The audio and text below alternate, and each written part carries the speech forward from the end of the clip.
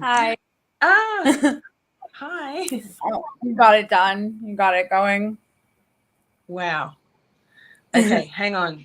So Okay. wait, are we live? Yeah, we're live. Are How we? amazing. I was going to say, Um, you're live, off you go. Why am thank you I so so much, close? Ozzy. I'm like way too close. What is going on? Whoa. What was that? Oh wow, now it's full screen. Now I'm even closer. Are we like live Let right me just now? log in.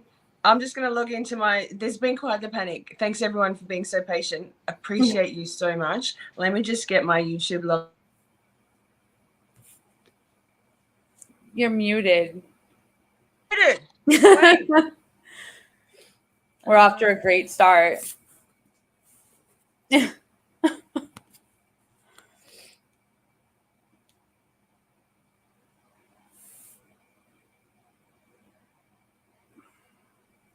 Katie, can you hear me, Katie? Yep, I can hear you.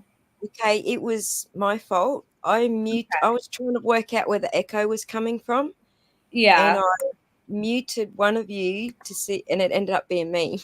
I'm sorry. Oh, okay. All right. So we'll just wait for Miss Shorty to come back. All She'll be right. shortly. But yeah, I ended up having to host it for her because her computer is freezing up and doing dicky stuff. So Yeah. I'm hosting both of you on her stream, if that Okay. makes sense. Yeah. So, all right. So where are you, Shorty? Come back. It was my fault. Come back. Poor girl. Yeah, StreamYard's been having issues lately. Right. I don't use StreamYard Mhm. anymore. Like I used it maybe once or twice.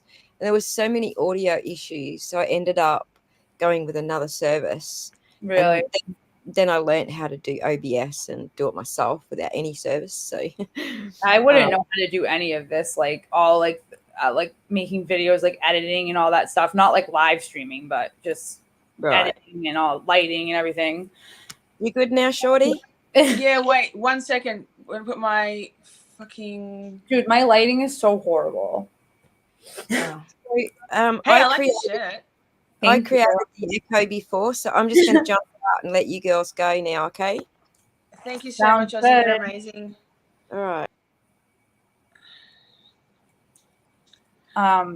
So okay. Oh, Are we live? Like hey. we've been live for 30 minutes. Hey, everything. We're good. Hi, everyone. Thank you so much for being so patient. Yikes, technology is not my thing. And my laptop is a piece of junk, Me which too. I always thought was going to be the issue here. And no surprise, it is. So thank you so much to Aussie Insider for keeping me relatively calm and getting this show on the road rather than postponing it. So I super appreciate that. Hey, Katie, welcome. Hi, how are you? I'm well, thank you. Thank you for coming and being a guest on my first ever Let's Talk live stream. You're welcome. I just looked down. I've got the most dirty paws on my laptop screen of myself going. Yeah. So hang on, let me just do a few little bits and pieces here. I'll turn my volume up there. All right. So just for everybody, Katie, if you don't mind, I'll just explain what my philosophy is about this whole thing. So I really want to create a space, a safe place for everybody to either share their experiences and thoughts on some pretty, like, I don't know, taboo subjects and topics of conversation in society that generally is not talked about, that people don't really like to talk about. Right. And so, sorry, my shirt's bogging me. Lol. Yikes. I will calm down, I promise. No, it's fine. So basically, I had an inspiration probably 2 years ago to actually start a podcast, a traditional podcast. And that for me evolved when I became a YouTube watcher and realized that the immediacy of YouTube was much more personable, much more immediate, so we could have that interaction with people, whereas podcasting is quite traditional podcasting, just audio only, is quite a step back. So here we are. It's taken me a little while to get to a point where I'm ready technically, or not. But Katie and I have chatted back and forth quite a lot, everybody. And I know she has quite the story personally for Katie. And we'll get to some Karen Reid stuff later, right? Yeah. But for now, so today I wanted to open a conversation about addiction in general. Not necessarily any particular kind of addiction, but addiction covers all spectrums from I don't know, cigarettes, nicotine, alcohol, sex, eating, cards, yes, gambling, whatever. Right. Anything. Phone. Yeah. So I've been addicted to my phone lately so bad. Like my screen time is off the chain. I don't even want to look at it. It's like I literally have to charge my phone about 400 times at work. Right. It's like I don't even sleep anymore. I don't think any, like I'll see people on Twitter at like 4 a.m. and I'm like, I don't think any of us sleep anymore. No, sleep's over. So, Katie, tell everybody a little bit about, I guess, why you were so interested to be a part of this conversation and where that. Tell everybody a bit about yourself. Okay, so I'm from Massachusetts. I live on the North Shore. Like, I just dropped my phone. Oops. I live like 30 minutes. We are professionals. Yeah, right. Exactly. We're awesome. I grew up outside of Boston. I started using when I became like a heroin addict at 17.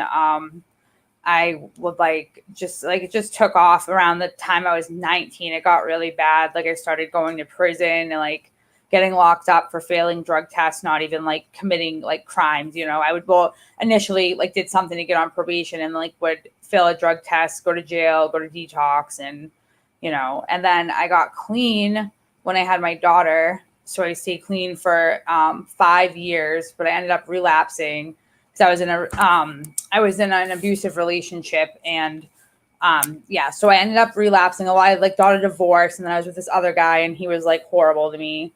So yeah, like I ended up relapsing in 2018, but I got clean around 2021.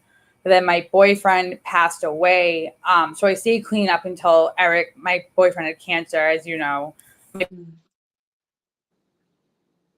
Oh no. Died within like a step. So I kind of like went back into like the destructive behavior, but I'm good now. So amazing. So how old are you now, Katie? I'm 34. Yes. Okay, so that's quite the journey. Right. Do you consider yourself to be quite an addictive, have quite an addictive personality? Like, do you find yourself being kind of hyper-focused on things other than, Yeah, I mean, like, what other than drugs or just like anything in general? Like, do you mean like with other drugs besides opiates or like just I don't know, like I drank and I'm pretty much like put something in front of me, like I'll just do it all. Like, you know what I mean? So I guess, except for drinking. I mean, I don't really like to drink though, because I would like go overboard and have the hangover of a lifetime the next day. So I don't really enjoy drinking.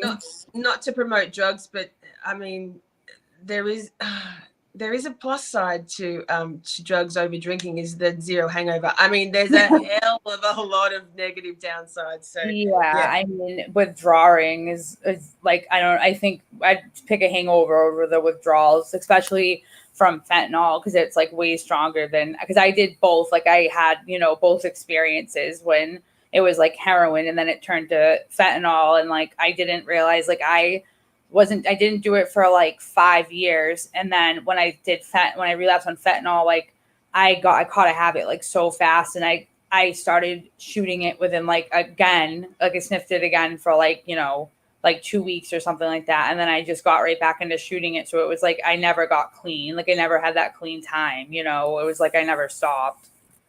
So do you consider yourself to be like forever will be an addict? Like, because always there? Yeah, definitely. Like I don't drink because that's what like kind of got me back into using again. Like when I went through that divorce and I was like, I got rid of that guy and stuff. Like my daughter would like go with her father on weekends and I would just get bored because she was just like my life for the last 5 years that I was clean. So when she wasn't around, I had my own place and I would hang out with the wrong people. I'd start drinking and like doing coke on the weekends and stuff. And then it just kind of like escalated back to, so yeah, like I stay away from alcohol. The only thing I do is smoke pot now.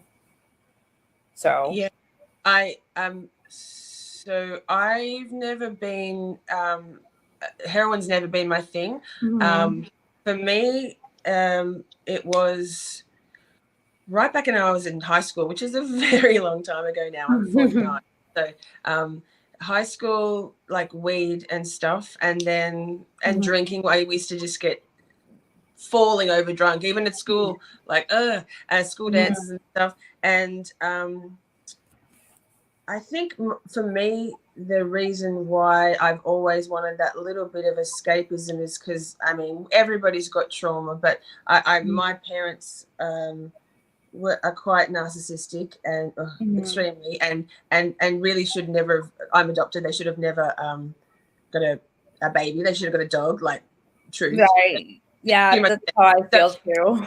I basically spent my teenage years kind of, and they were going through their own marital problems. So through my teen years, I was doing things. I don't think I was doing it to be noticed. I was always quite a rebellious, standout person, but also within the rules, if that makes sense. So then over my sort of 20s, we did a bit at my husband passed away, but so much right, I know. When he was a massive bonghead, so I wasn't that keen. And then I used to try to sort of put a stop to it every day after work and and then I realized if you can't beat him, join him, because he wasn't going to change. So we drink heavily, binge drinking before going out with our friends when I was sort of in my very early 20s, and smoked. And then I got pregnant with my daughter when I was finishing uni. So we still smoked a lot of weed because #addiction. But we used to get speed at sometimes then, and I never would even, like, I'd rub it on my gums because right. And then for me, when my husband passed away, I really quickly realized that I could not afford the ridiculous volume of weed I was smoking. Like, I was get up in the middle of the night and have 2 cones and then go back to sleep. A lot after he died, though, that was obviously self-medicating. Right. Yeah, and then but I've always been someone who loves that escapism because reality. Right. Me too. And then for me, the big I made a few and we're going to get to this in a later episode of Let's Talk. But so, full disclosure, and this is not a secret at all, and let me preface this by saying that in Australia, sex work, prostitution is legal. It's not a criminal thing. So a few just choices that I made in my mid-30s with my legitimate work force, my occupation. I was like a personal trainer, blah, blah, blah, led me to the point where I had no job and I had 2 children to support and keep a roof over their heads. So I went into doing sex work. So I was still not a drug person then, again, or like I'm not actively. And then in that world, most of my clientele at the premises where I worked, which was a very high-end, like very expensive, opulent establishment in Melbourne, most of my clientele was after midnight. I'm too old for that shit. I could not stay awake. And I'm like, you know what? I was getting party bookings with coke and then meth. And so I made like an active business decision to use meth when I was in Melbourne, because I lived in Adelaide and I'd fly to Melbourne to work for the week, fly in, fly out. And I decided to use meth when I was at work, completely separate. No paraphernalia at home in Adelaide, nothing. It was just a business decision, and I made a lot more money having that ability to just stay awake. Right, that's what I was gonna say. Yeah. You're never tired. And then I got into GHB as well, so juice, whatever. I don't know what you guys call it there, but juice, GHB. Oh, GHB, like the date rape drugs. Yeah, that's kind of big around here. Not like what's big in my town right now is obviously like fentanyl. Massachusetts has like, I looked up statistics, but it was like all over the place, and like I didn't really like remember anything that I looked at because, like I said, it was just from like 2020. I'm like, it's 2024, but like so Mass is like a huge epidemic right now. There's Like, but with number one is fentanyl, but I guess like crack cocaine like made a huge comeback like in around Massachusetts. That for as far as I know, you know. I don't really like crack because I like a I'm clean now. Ugh, hashtag sober. I love it. Honestly, honestly, I will, like I asked you before, do you consider yourself to be forever an addict? And I do. Yeah. I'm sober by choice, but more like because I have to be an adult, and I've been homeless in my time since all of that. Like everything went to shit. Obviously, nothing good comes of choosing any hard drugs in the long run. It's never a party. It's never good. It's only going to end in disaster.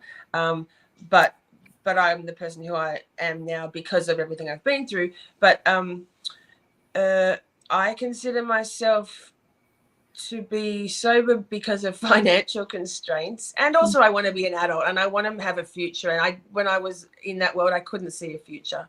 So that's exactly how it is. It's so sad. That's my little story that I will go into depth in later episodes, some of it, but I think I saw Nick say, at which point did you realize that habit had become an addiction? For me, like, meth is a highly cerebral drug. It's all in the brain. There is some physical come down, but nothing like what I understand heroin to be. Nothing. It's more the brain mental. Thing. It's more in your head. So for me, and Katie, you can speak to this in a moment, but for me, the addiction became. I mean, I was well and truly, but I managed to keep it in track while I was in Adelaide. No drugs. In Melbourne, all the drugs. And then my daughter and I, who's now 26, and she has a child and she's married, who I've never met my granddaughter, and I didn't go to the wedding, and I haven't spoken to either of my children in 7 or 8 years, but we had a massive falling out, stupid shit. We'll talk about it in a later episode. Right. But we were best friends, best friends. We did everything together because my husband died when she was 5. Right. It was just really close with you, So then when we had this falling out, I literally went, you know what? Fuck my life. Right. I think it was just such a heavy, and it was because of a couple of things I said that in the heat of the moment, and that she said. She was being a little biatch too, but it was just a line in the sand. And after that, I again consciously went, you know what? I mean, I've fucked everything. I'm going to hide myself in the fog of being a meth head. Right. And so I think I was always very upfront with myself that I knew what I was getting into. But so tell me about you, because heroin's a pretty quick. It's horrible. It's like the most. So like the worst part about it is like when I got that clean time, you know, because like I got everything pretty much over with when I was younger. I started doing drugs started doing heroin when I was 17. I had already done coke by the time I was like 13, probably. I was in foster care as a child from like a very early age until I was like almost 18, and like being moved all over the place, like foster homes, group homes, and I like went to a Catholic school for 9 years, so I was like an angel before they put me in all those places, and then it just kind of screwed me up. And so like I said, like I got clean at 23. I had already gone to done the jail thing and like detox and treatment, and so like I got stuff in my sobriety after that I like never had in my life, but even before my addiction, like, you know what I mean, that my addiction didn't take away. It was just stuff like I never had, like a car, you know what I mean, like a place to live, like a nice place to live, like I could support my daughter and I, and so then like I knew how bad like drugs affected me, and like I knew like I was gonna lose everything and if I started doing them again, but I still like did, so it just kind of like it was like way worse than the first time, because I knew I lost everything and I knew better. So it like I was like really hard on myself about it. But I mean, I'm doing good now, so I'm way better spot than I was a year ago, so. Yes. Amazing. Every day, isn't it? Like it's funny how there'll be times, it's not funny, it's kind of like sad, but there'll be times when everything's going like relatively well, and just nothing necessarily even needs to happen where you suddenly just go, God damn it, I miss drugs. Yeah. Like I quite on my social media, but at the end of whatever like little like Lisa drama that's going on, I'll be like, fuck, I miss drugs but I don't. Yeah, you don't. You just miss the feeling. You just don't, I mean, that's how I feel anyways. Like I do like obviously want to escape now and then, but like it's just not worth it because it's going to make more problems in the end, Like I haven't been arrested and I have my record sealed now. I haven't been arrested in like 12 years or 11, 12 years. And like I said, like I couldn't even fathom, like imagine like if I got arrested at 34 years old, like I don't even like know what I would do. I couldn't even fathom it. Like I literally couldn't. Like I couldn't. And so now, like my record has nothing on it. I can go get like a big girl job now because I'm no longer a felon. Fly, please. That's amazing. Cool things. Yeah, it's great. Definitely. I just noticed a couple of questions that came up on the screen. Sorry, guys. I'm getting to. This is all new to us. To us. I noticed Nick Francis asked, wait, where was that? Ozzy, can you please put that question that Nick put up about something? In the meanwhile, Shari asked, did the death of my husband trigger my addiction? No, I've always been someone who sought out the escapism of being intoxicated in some way. I've found out since I was about 5-6 years now that I'm actually autistic. Wow. So my brain is different. So I know now that that a lot of as my mum used to call me and other people, non-copers. Thanks, Mum. She's a delight. Lovely. Yeah, lady. my mom is. Yeah, I don't want to talk about it, but she's horrible. Yeah, they're both same. My parents at 8 or 10 years ago. But thanks, guys. But yeah, so no, actually, my longest period of being like not using anything at all was in the 13 years after my husband died. Once I got off the weed, and then I quit cigarettes because I couldn't afford it. I couldn't work for a while. Yeah, they're so expensive. And I got myself I got after some serious heavy grieving. I went and did my personal trainer's certificate and got into working, became a professional bodybuilder and did bodybuilding. Wow. Like I competed in the US. Like, so it was only for me when I made a few employment decisions that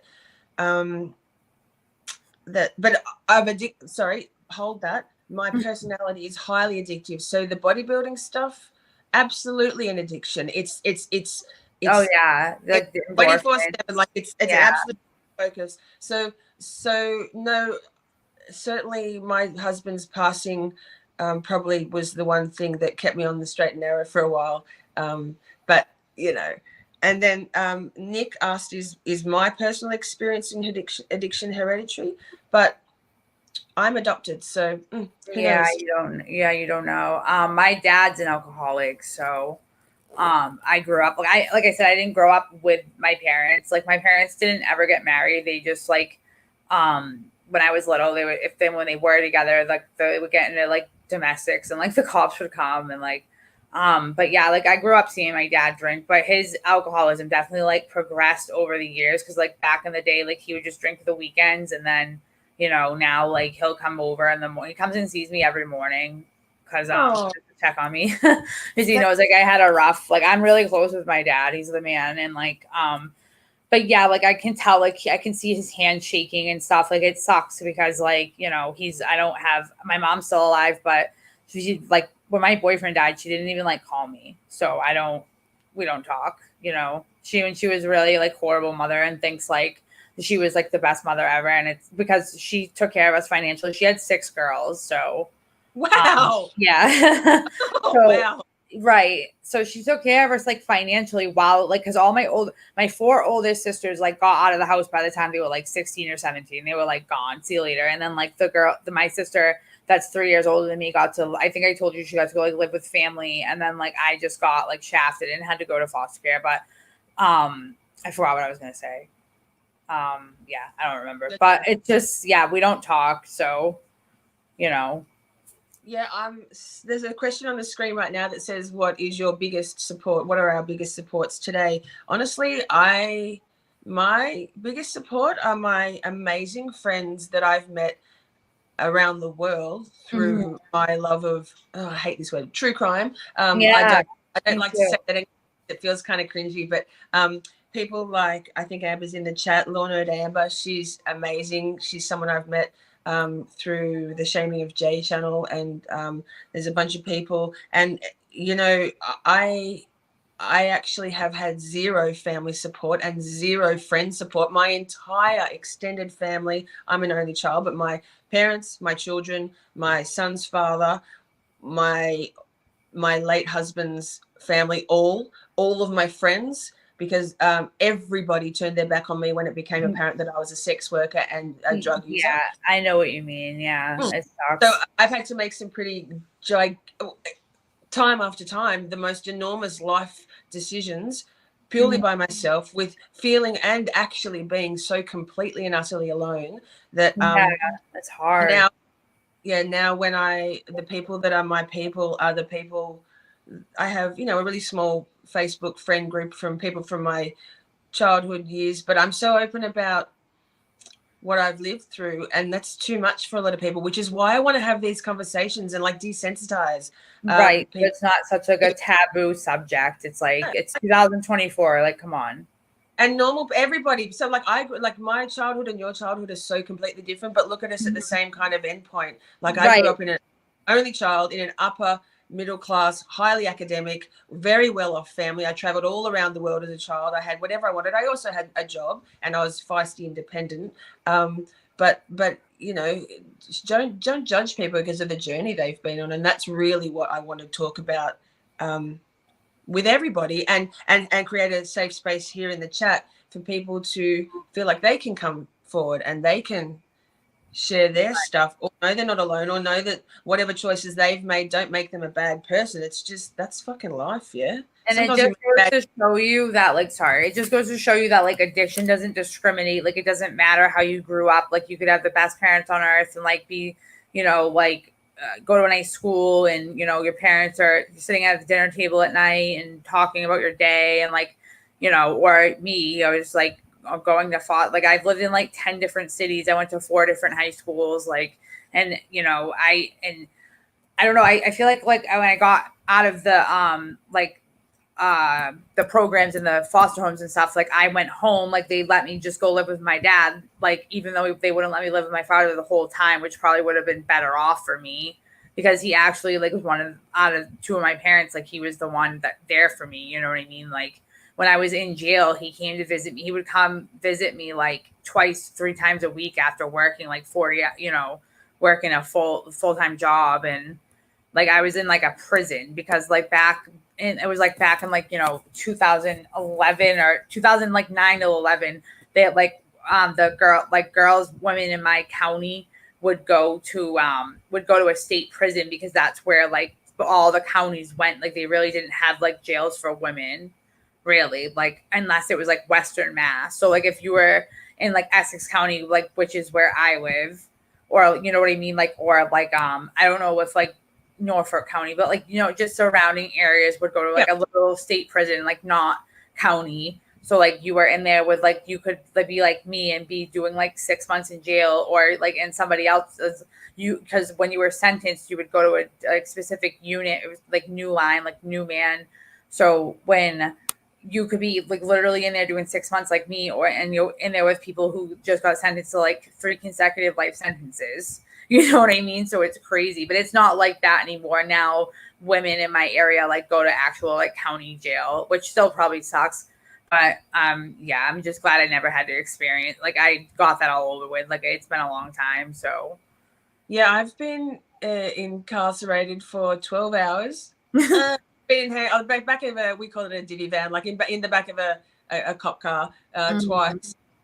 Just, you know what though, I actually, it's just a chain of events, that some decisions and people that I surrounded myself with, or who surrounded themselves towards me, because in the height of my previous profession, I was making quite the income. So of course that brings all the fucking crumbs round to your door. I got conned out of $70,000 in the space of 2.5 months from a succession of people, about 11 grand each person. And I just, my heart, my empath, my naivety to the dodgy, sketchy, disgusting shit that people will do because of drugs. Oh yeah. You surround yourself with some people that you would never like. I think about it now and like, how the hell did I fucking hang out with that person? Like I walk by them now to pretend I don't even know them, but like I still talk to people, like a couple of my friends that are still actively using. I just don't like surround myself with them. Like I'll say hi on the street, but I don't like hang out with them though. You know what I mean? But I'm not going to be like, oh, like I'm too good to talk to you type thing. But I don't like, they're not like in my life though. Like we don't like talk on a regular basis or anything. But I'm not going to like shun them. But they're definitely not allowed like in my, my circle, which is like 2 people. For me, I have 2 dogs and a cat, and I've got for me, I did some. I removed myself from Melbourne when I've moved so many times, but only just recently, because I will still get guys hitting me up for like, hey, do you still? Because my working name was Sky. Yeah. So I'm fucking Lisa. Yeah, show some fucking respect. They know who I am. They know that that's not me anymore. It's been 6 years. About 6 years since I have not done any escorting, right? Yeah. And I've been completely off any drugs. I've fallen off the wagon a couple of times with meth. But it's been almost a year now for me to not have any. But since I was full-time, like full-on junkie going hard, I'd say it's probably been 3 years. But I recently, because people keep hitting me up and people that were, I used to try to give them a chance and like, no, but I kind of like them. But no, drug friends aren't real friends. And I recently I know. Of everybody who even remotely had the disrespect to contact me and go, so, hey, I'd be like, you know what? Get the fuck out of my life. Stop. That's not me. It's so long ago. It was never me. I'm who I am now because of everything I've lived through. But get over yourself. So, like, fuck, fine. So that was always a real help for me. And even just recently, someone who was kind of like just cutting off people. It's the only way. Yeah. I just saw Nathan put a comment up before, a question saying, is there something that either both of us turn to when we feel like the pull towards our addiction is getting stronger, if we're getting more likely to be dragged back to it? For me, and I'll let you go in a moment, Katie, but for me, honestly, it's finances. I've been homeless twice. Meth is too expensive. I can't just have if I have meth, I want to be meth till death. Yeah, you want all the meth. You want it all. Not just some. You want it all. My hotspot password on my phone is still meth till death. Like if anyone needs to use my hotspot, yeah, sure. Hang on, let me type it in for you. But so for me, honestly, it's twofold. I work. I have to be legitimate. I'm never going to be homeless again. If I can do anything to help it. And quite frankly, my addiction to meth in my brain will be forever. So I can't even go there. So it's literally just for me. I don't have any tools as such. How about you, Katie? So if I'm like craving, you mean? Is that what the question was? If I'm like I like listen to music or write. I really like to write. Like I wrote like an article about did I send it to you? The article I can't read. Okay, yeah. I've read, but I'm sorry, I'm terrible with reading. And no, it's fine. And I'm writing one about Sandra Birchmore right now too. So I just like to write and like listen to music. Like I think I'm like a creative person. Like I like to color and draw and like So yeah, that's what I do. I don't really like associate. I like don't associate with anyone. I feel like I just need to make more like sober friends, but I have trouble. I have a lot of like like trust issues and shit. Like so, it's hard for me to like. But I've made a lot of friends through this movement. Like honestly, like it's obviously like a shame what happened to John O'Keefe and what's going on with Karen Reed. But like I'm not glad it happened, but I'm glad that I got involved in the movement. That's what I mean. Yes. Because it definitely it helped me a lot. For me, I know that when I was in my darkest, I was still using meth. Was in the height of COVID, and I'd been homeless for 12 months, living in my car. I've done it. Yeah. Yeah, and then I realized that I needed to spend a lot of time and energy doing shadow work on myself so that I could come to terms with everything that I had lived through, whether it was, and the outcomes that either because of my actions or others, or just happen, things that just when it snowballs and you made one decision back there and it all goes to shit. Yeah, it's like a domino effect. I made the decision that even though I was still using meth, I shut down any external, no music, no radio, no books, no television, no movies, no online, no social media. I spent 5 years in silence with no friends, no family, doing the fucking work. And now I am back to no silence. My brain, I did 5 years of it. I came to a strong level of acceptance about myself and about what had come to pass in my life with all of the people and everything, and I have no anger. I'm just at peace with it all, and that's how I got there. I think that probably might go back to what Nathan was asking before about what tools we use, because that was a massive thing for me. And when anybody's asking me advice on things, I'm like, man, do the work. Not necessarily drugs, but do the work. Spend the time doing the shadow work, facing your demons, confronting them, coming to terms with them, and then you can move forward. Because until you look at that stuff in the past and accept it and not have any anger or animosity towards the people or yourself, really important, yourself is just, and then you can move forward. So that's huge for me. I always like love it when people come at me and like call me a junkie and like they're like, "Oh, you're an addict." And it's like, I already know that. Like, what do you mean? Like, you know what I mean? Like, I'm my like biggest critic. So it's like, for somebody to like try to come at me, like on Twitter, it's the worst. Like, they just like call me names and like say, "Oh, you're a drug addict." Like, I know. Like, what do you mean? Like, I already, like, do you think I don't know that? You know what I'm saying? Like, I don't know. Don't get offended by it at all. I never have. That's the thing though, when people are saying with the Karen Reed trolls and all the doxing and shit that's been going on there, and people trying to call people out for oh my god, sorry, I just have to say that right now Aiden is replying to my tweet and you followed me back. Sorry, just saying I'm famous now. But when the people are saying, like, careful with your identity, I'm like, dude, my Twitter handle is my real name and my birth year. Me too.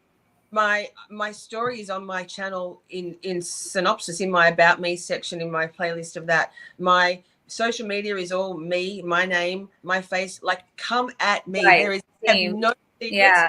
You can't hurt me. And quite frankly, my credit rating is so shit that if they want to steal my identity, they might help me out. Right. Like, if someone stole my identity, like, they'd be doing me a favor, probably. Like, oh man. Yeah, but I just don't pay attention to that shit because it's just like, honestly, like, and I don't dwell on the past. Like, I was really bad with that.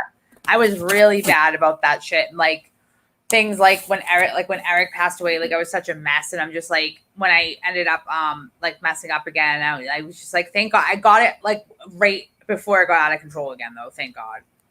So sorry, I don't think I was paying proper attention. That's rude of me. But so when Eric died, Eric died and I ended up like using again, like I caught it just in time before like it got out of control. So I'm like not using, you know what I mean? It's been almost like a year now. So congratulations. That's when life it was just like a couple times, you know what I mean? It was just like a week that I was just like, I went on a fucking bender and just like, because my boyfriend, who was 30, just died, and like it was like a year within his dad got diagnosed June 22 and then died June 23. So it's like literally almost like the day of his diagnosis. Like, it was almost like a year to the day. It was crazy, so, and like I said, like, and I live in a small town. Like, I live in a place like similar to Canton. Like, it's tiny and everyone knows each other and there's nothing to do. There's literally nothing except in the summer. Like, there's beaches and stuff, but like, it's so boring here. So boring. But there's like other cities like on the outskirts, like Boston's like 30-40 minutes away. So it's cool. Like, Salem, Mass is pretty cool. So, it's not bad. And it's safe here. I'm glad my daughter gets to grow up in a safe, like, place and, Yes. Safe. Like, on that note though, can we segue for a moment, possibly permanently? But I was a guest on an Overruled and stuff with Matt last night, and we talked about the latest bukkake visits to jurors, and I felt quite proud to say, hey, my guest tomorrow is actually being visited by Bukaki. I didn't quite get the details right, and I'd like to set the record straight. I did say, like, don't quote me on any of this, but can you tell these guys, the chat, like, what happened there? What was the lead up to him visiting you, you lucky duck? And, So I got Elizabeth Proctor's number like online in the interwebs. It was docs. So I just like took it. I just texted her from like a fucking burner app. I don't know how these motherfuckers found me because I like took so many steps to like, you know, put like some weird ass alias on my phone. Like, yeah. So I texted her and all I said was that your husband is like a corrupt piece of shit and like, you know, he's covering like, facts. Right, Facts. like he literally planted evidence in at a crime scene and framed this poor innocent one. And like, do you notice that like they literally only go after women? What is that? Do we know if any men have texted that like have done anything like quote unquote witness intimidation? Like have it's all women. It's all women that they go and like. I mean, misogynists do feel highly threatened by women, full stop. But like that tracks for me. That makes sense. They came here twice. They came here the first time I wasn't home, and then like, so I found out later. Like I got a voicemail from like one of my neighbors, and like I think there were like cops here looking for you, and I'm like, what? I'm like, I don't get in trouble anymore. I'm like, what the hell's going on? So then I was up in my apartment, and I'm like, get my landlord like tapping to pull up at the same time, and like because they can't get in here, they can't just like walk in and walk up to my apartment door because it's like they're locked, the doors are locked. So they pulled up and I was waiting for this kid that I was like seeing at the time to come over, so I thought it was him, and I looked out the window and there's like an SUV parked across the street and like some of my neighbors like driveway. So I don't know, so my landlord comes upstairs and she's like, there's state police downstairs if you want to talk to you, and I'm like, dude, what is going on? So I walk downstairs and like I didn't recognize the other guy, but it's Kelly. It's the guy that went with Bukaki to to the other places that he visited like last week or whatever it was. And so like I seen him like look straight ahead, and then I looked to my right and I seen Buchanan, and I was like, are you fucking serious? Like that's literally like I just popped out of my mouth. I was like literally in shock. You talk about shock and horror, like hello, like that was fucking shock and horror for me. Like I was so scared. I was not scared so much as like what the fuck is happening? Because when she told me the state police were here, I was like, oh shit, like Karen Reed. But then I was like, yeah, right, like that's insane. So when I saw Buchanan, I was like, he must have seen it on my face because he like started smiling. He's like, oh, you know who I am? Like, yeah, you're one of the corrupt police officers framing an innocent woman. Like like people like sit there and like shitting on me for talking to him. I talked to him for all of like 2 minutes because I wanted to know what he was doing at my house. And you know what I mean? So like it wasn't like I sat there and like had a whole conversation with him, and I did contact a lawyer because people were like literally like shitting on me for it. And I'm like, well, I kind of wanted to know why like the state trooper that's like the lead second lead on a fucking murder case that I'm like very vocal about is in my house, you know. What was the timing? That was just a few days before Aiden was being due to be released. Yes, he was about to get out, and like I sent the text in May, and it's interesting too because I was watching Aiden's like booking video, and he said he was like asking what his charges were, and Tully was like, oh, like witness intimidation, blah, blah. And he's like, did I get it on Elizabeth Proctor too? And Tully was like, no, she's not a witness. So that's like interesting to me because first of all, they told me I wasn't like in trouble. I didn't need a lawyer to talk to them. But like I said, it wasn't like a proper, first of all, they weren't like writing anything down. They didn't write shit down and didn't record me. I don't know why I didn't record on my phone. I fucking really wish I did. But I was just like, I was like in shock and horror. Yeah, I didn't know what to do. Because the video that's just been like Aiden's just put out of the from the weekend. Like I was watching that going, he is fucking terrifying. Like we can poke fun at him, but in person, that video, I was like, that's terrifying. That's real life, and I couldn't help but think about you. Dude, he was like yelling at me. He's like, he had a folder. First of all, he told me, so I sent the text in May. He comes in February, and like, he's like, well, I just had to go visit all the other people that sent these vile, and like, he sheafed through like the the little folder, the little manila folder he had in his fucking hand. He's like, do you want to read all this vile and disgusting shit? And then he's like talking about Proctor like not being under investigation or some shit. And he's like, if he was under internal investigations, like he would be suspended, blah, blah, blah. Like, while he's not corrupt. I'm like, he planted taillight evidence. Like, I was just giving it right back to him. I didn't care. And it's like funny because that didn't age very well, Buchanan, right? Because Proctor's getting fired. Proctor Trooper is a Proctor Trooper. That was great. Do you think that any more Mass State Police heads will roll on this? What do you think? What did you say? I'm sorry. Do you think any more Mass State Police? So Proctor's obviously going. Oh yeah, for sure. Yeah, he's done. But will be, or do you think he's just the face of change in the organization? Dude, he's taking the fall. I think everybody else is gonna skate, and he's gonna be fucked. Because now he'll be, when he's not the lead investigator during like the Karen retrial, remember? But then when it comes time to pay the piper, like he'll be the lead investigator again, and he'll be screwed. I think maybe him, Tully, and Buchanan, but I don't think so. I think he's going to take the fall. I don't think he planted evidence like at when they found the taillight at first. You know what I mean? Like, because the timing, because they might have gotten back just in time to go plant that. Because literally all they would have to do is like have it up their sleeve and make a little hole and fucking dump it in the, you know what I mean? Because they're all saying like, like Proctor wasn't at the scene. I have a police report in my phone that I post all the time to these stupid idiots on Twitter that literally said he secured his phone, they said, John O'Keefe's phone.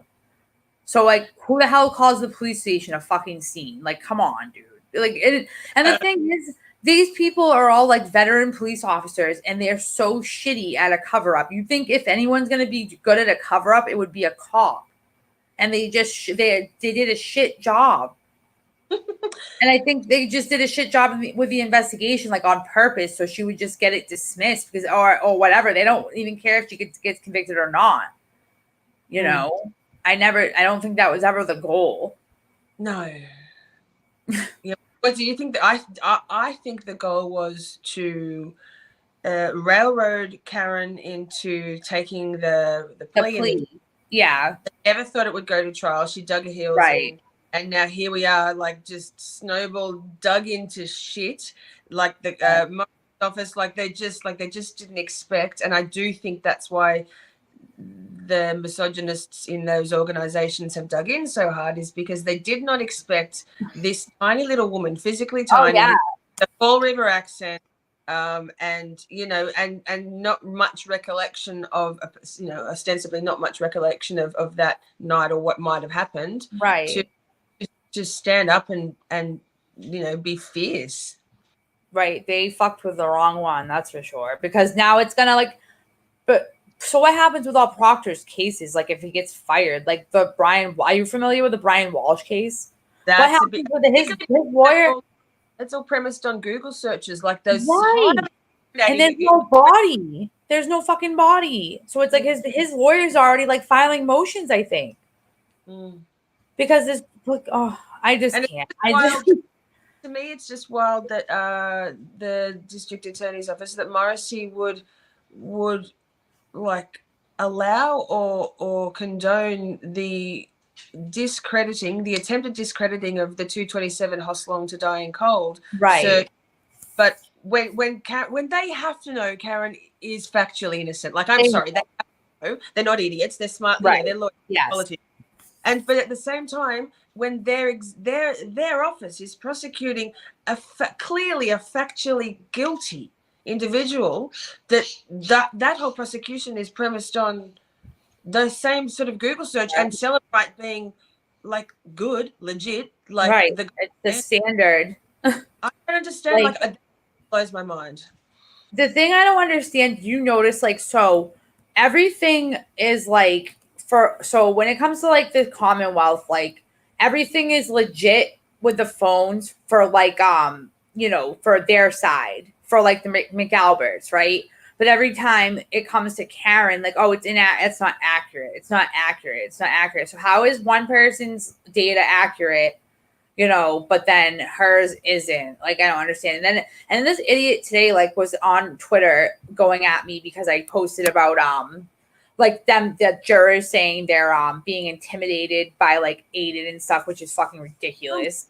That had Commonwealth written all over it. I'm sorry. Like, that was Commonwealth ask. Like, I'm fucking sorry. That was not, that was weird. Someone got to that person. 100%. They did say both sides, but and also like it might be just because when they hear witness intimidation, maybe they don't understand the whole story. But I don't know. I feel like that juror Doe is possibly the foreperson, a law enforcement officer who Aiden has said, you know, a couple of times on air that he has the person's full details. He's not going to dox them, but he has it.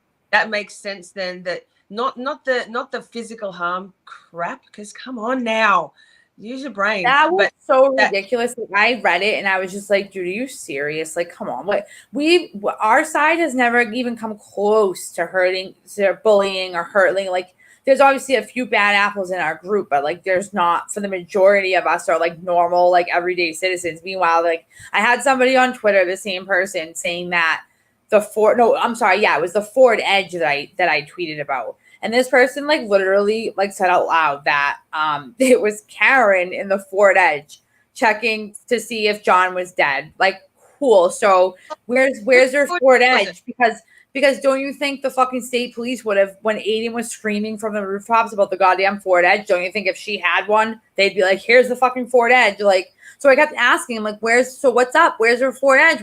And they're just like, she's guilty. She's guilty. Like, they're so fucking stupid. I'm going to have like a fucking aneurysm talking to these people, I swear. Like, I can't stand them at all.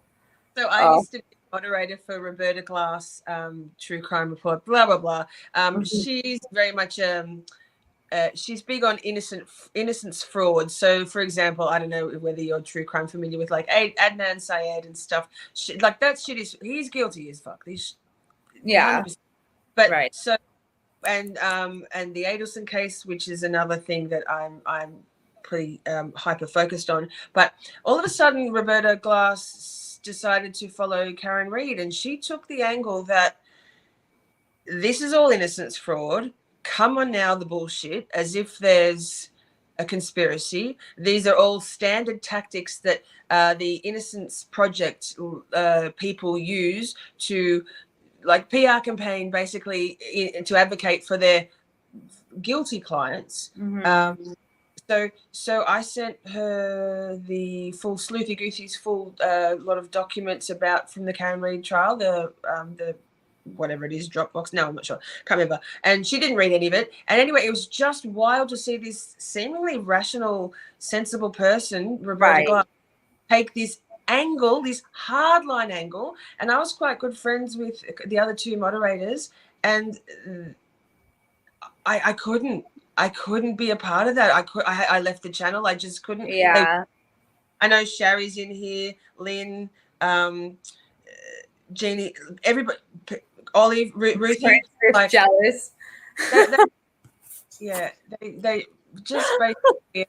She actually does. I haven't watched any of her stuff. It's so triggering. We had a big falling out about it. Was contemporaneous that she actually publicly shamed me on air when she was talking about sex workers, and that she refused to call them sex workers, and that it's not sex work. And I'm like, so what is it?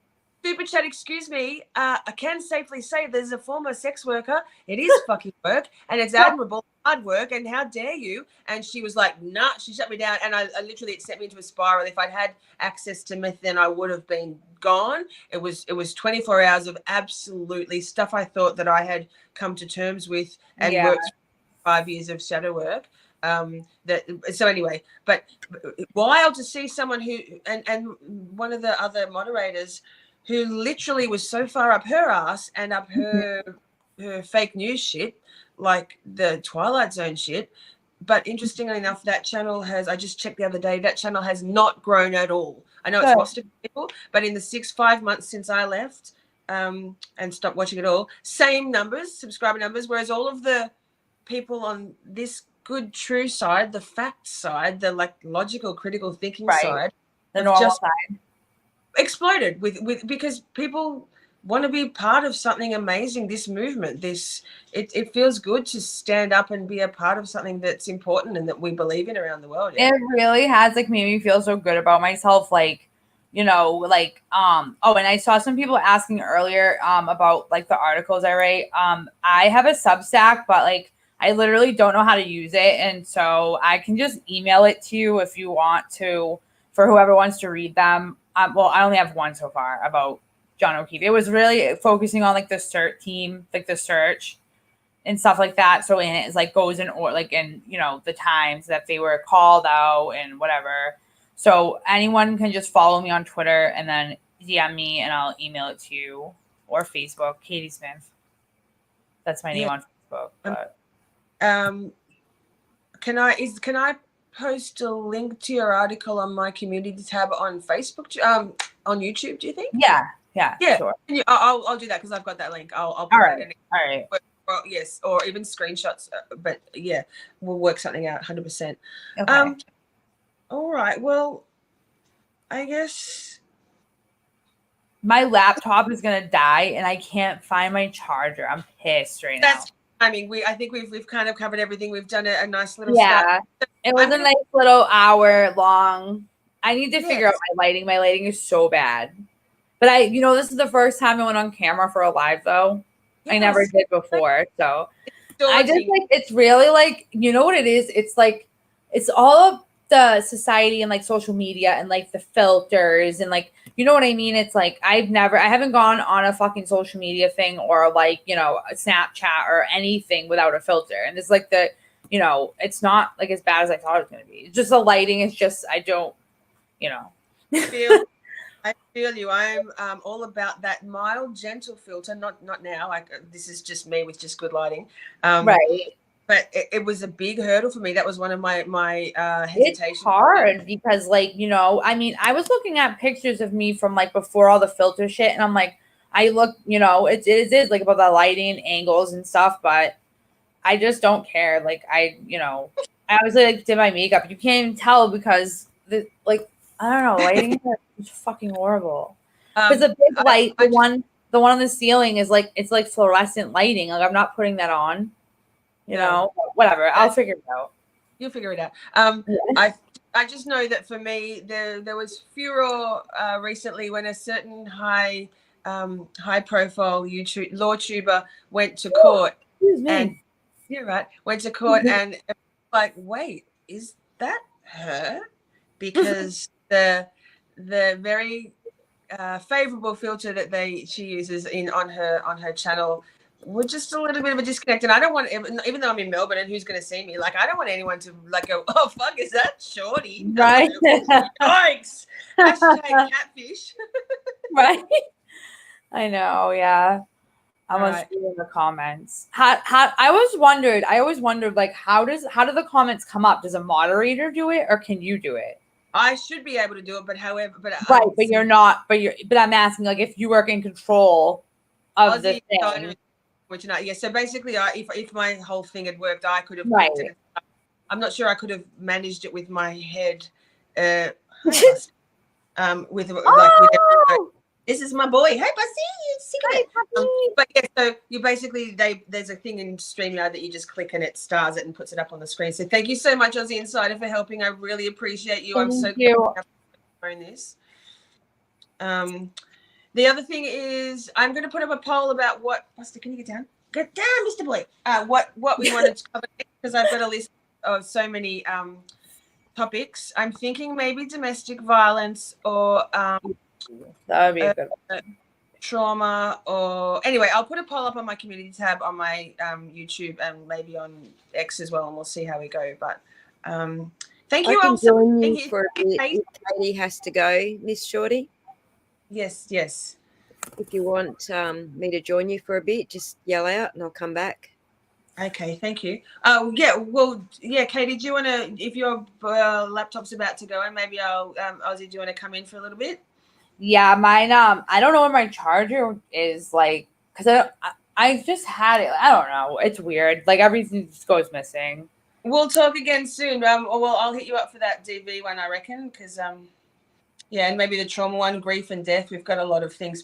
Oh yeah, we have a lot of. I have a I just want to like set up the lighting a little better, but I have one of those like ring, whatever it's called, like the thing I can see in your glasses. Like I have that, but it's a mirror, but it still like would do the trick. I feel like because it has the thing, like you know what I mean. But we'll get it. I did my computer's also like 1,000 years old too, so whatever. Yes. I'll figure it out. But thank you for having me. Bye everyone. Have a great weekend. You too. Have a good night. Like over now, right? All right. Bye, guys. Thank you. Bye. Oh, here she is, Ozzy. I'm here. Hi.